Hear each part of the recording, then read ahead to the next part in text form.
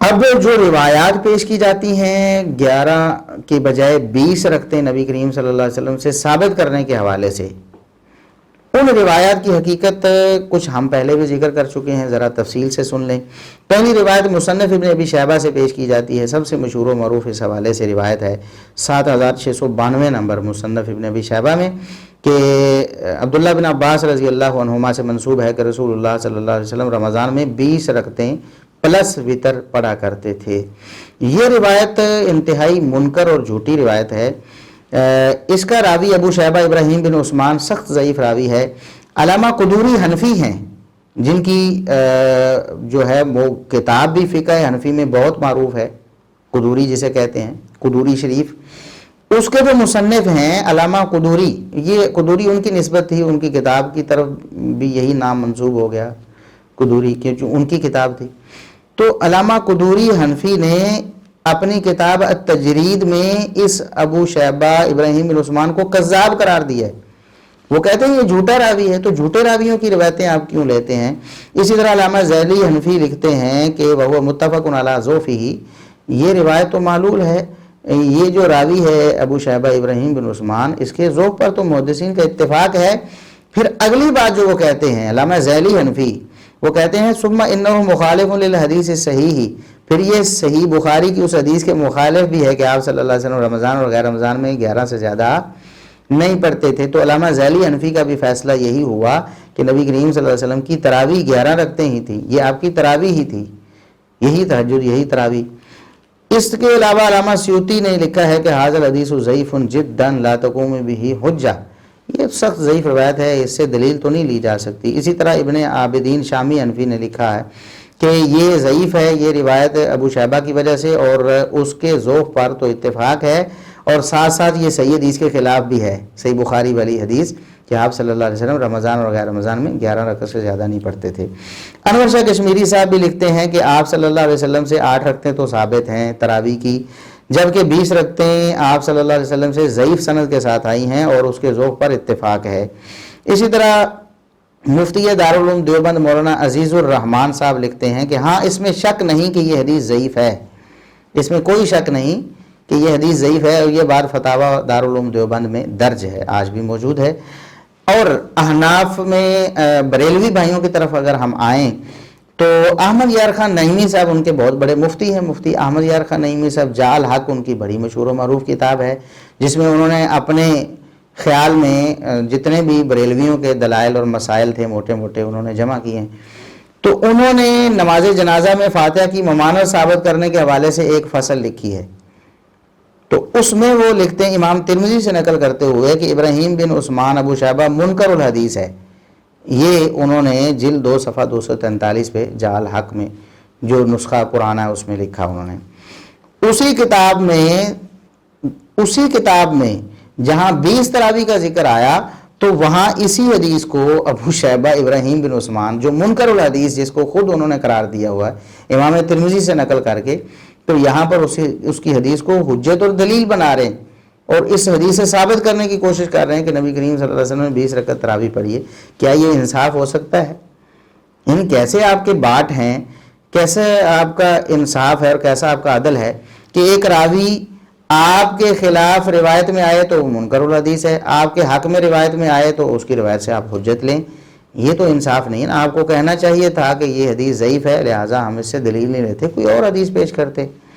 لہٰذا یہ روایت تو بالکل ضعیف ہے، اور صرف ایک وجہ نہیں ہے اس میں دوسری وجہ بھی ہے ضعف کی۔ اس کی سند میں حکم بن عتیبہ مدلس ہیں اور وہ یہ روایت ان سے بیان کر رہے ہیں، ان کے سماع کی تصریح بھی چاہیے ہوئی، اور پہلی جو علت ہے وہ بہت بڑی ہے، کذاب تک کی جرح ہے، سخت ضعیف کی بالاتفاق ضعیف کی جرح تو سب نے کی ہے، اور دوسری یہ تدلیس والی، تو 2 وجہ سے یہ روایت ضعیف ہے، اور علماء احناف میں سے بھی کوئی اس کو صحیح نہیں سمجھتا، اس کے باوجود لوگ اس کو پیش کر رہے ہیں آج کے دور میں، واللہ عالم کیوں پیش کر رہے ہیں۔ دوسری دلیل جو آج کل بعض علماء احناف نے بنائی ہے، یعنی ان کے سامنے آئی ہے اور انہوں نے پیش کی ہے، متقدمین احناف جو ہیں اس دلیل سے ناواقف تھے، کسی نے بھی اس دلیل کو اپنے فقہ کے دفاع کے لیے پیش نہیں کیا۔ وہ ہے تاریخ جرجان نامی ایک کتاب ہے، اس سے انہوں نے نقل کی ہے. اس میں ہے جابر بن عبداللہ رضی اللہ عنہ کہتے ہیں کہ نبی کریم صلی اللہ علیہ وسلم ایک رات کو نکلے رمضان میں، تو آپ نے 24 رکعتیں پڑھائیں، 24 رکعتیں تراویح پڑھائیں اور 3 رکعت وتر پڑھے. یہ کتنی ہو گئیں؟ 24 اور 3 27 رکعتیں. 27 رکعتیں یعنی 24 تراویح تھی ان میں سے اور 3 وتر تھے. یہ روایت پیش کی جاتی. پہلی بات تو یہ ہے کہ یہ جھوٹی روایت ہے، من گھڑت ہے. اس کا من گھڑت ہونا اتنا واضح ہے جیسے دھوپ میں سورج واضح ہوتا ہے نا، اور کوئی اس میں اشکال نہیں ہوتا. کیونکہ اس کا راوی ہے عمر بن ہارون بلخی، متروک اور کذاب ہے. محدثین نے اس کو جھوٹا کہا ہے. امام یحییٰ بن معین نے بھی کذاب کہا، اسی طرح صالح جزرہ نے بھی اس کو کذاب کہا. حافظ ذہبی رحمۃ اللہ علیہ لکھتے ہیں اجمع علی ذوفہ، اس کے تو ذوف پر اتفاق ہے، اجماع ہے علماء کا، کسی نے بھی اختلاف نہیں، کسی نے اس کو سکا کہا ہی نہیں زندگی میں کبھی. کذاب بھی ہے. اور اسی طرح دوسرا راوی محمد بن حمید الرازی، وہ بھی ضعیف ہے اور اس پر بھی کذاب ہونے کی جرح ہے، وہ بھی جھوٹا ہے. تو ایسے ضعیف اور جھوٹے راویوں کی روایات آپ صحیح احادیث کے خلاف پیش کرتے ہیں تو آپ کو کچھ خیال کرنا چاہیے. اور دوسری بات جو ہے اس میں قابل غور کہ خود احناف بھائیوں کا اس پر عمل کہاں ہے. یہ تو کہتے ہیں کہ نبی کریم صلی اللہ علیہ وسلم سے 20 رکعتیں ثابت ہیں، 20 تراویح کو وہ سنت موقدہ کہہ رہے ہیں. یہاں تو 24 بنی پڑی ہیں بھائی، 24 فصل الناس 24 رکعتاً، کہ یا فصل الناس 24 رکعتاً، لوگوں نے آپ صلی اللہ علیہ وسلم کے ساتھ 24 پڑھی یا آپ صلی اللہ علیہ وسلم نے لوگوں کو 24 پڑھائیں.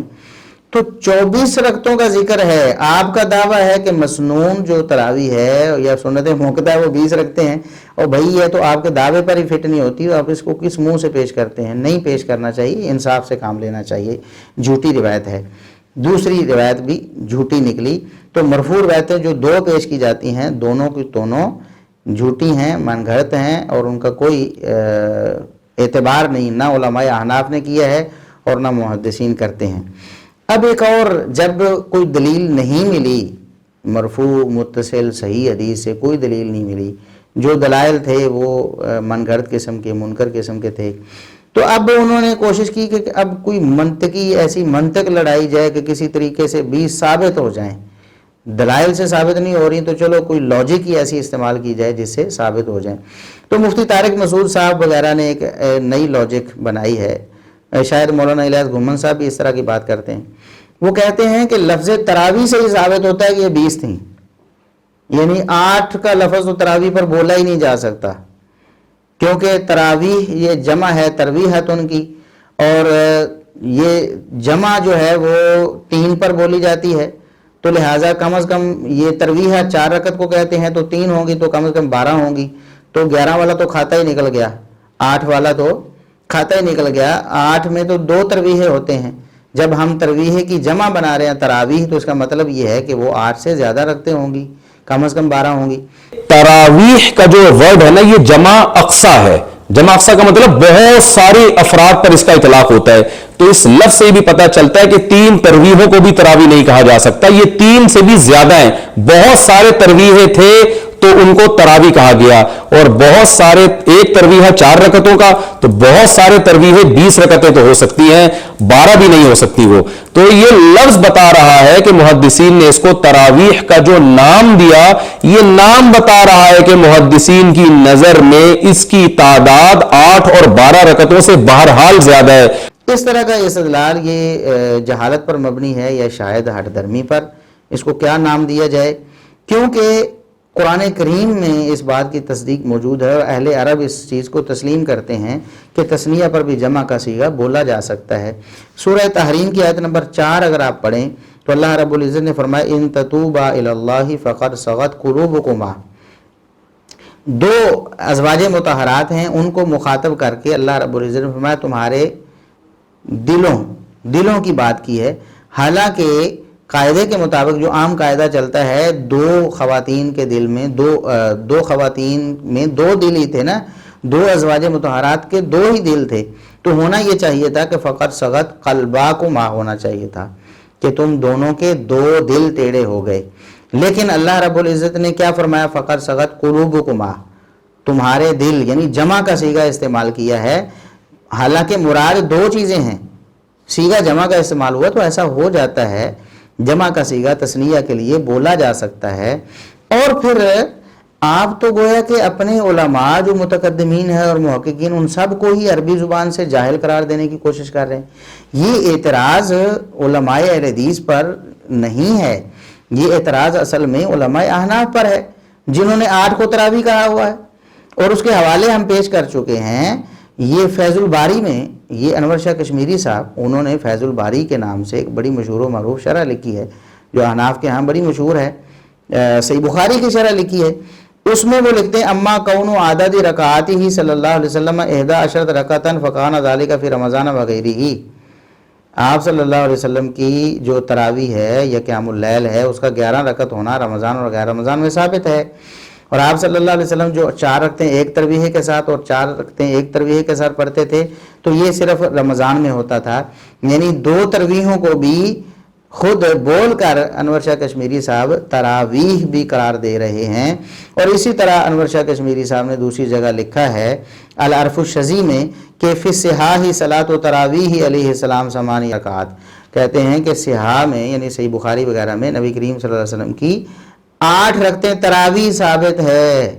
تو مفتی طارق مسعود صاحب یا مولانا الیاس گھمن صاحب، آپ انور شاہ کشمیری صاحب پر بھی اعتراض کر رہے ہیں کہ انہیں بھی عربی نہیں آتی تھی، کہ انہوں نے بھی تثنیہ کو جمع بنا دیا اور جمع کا لفظ بول کے انہوں نے 8 رکعتیں مراد لے لیں، یہ کیسے ہو سکتا تھا؟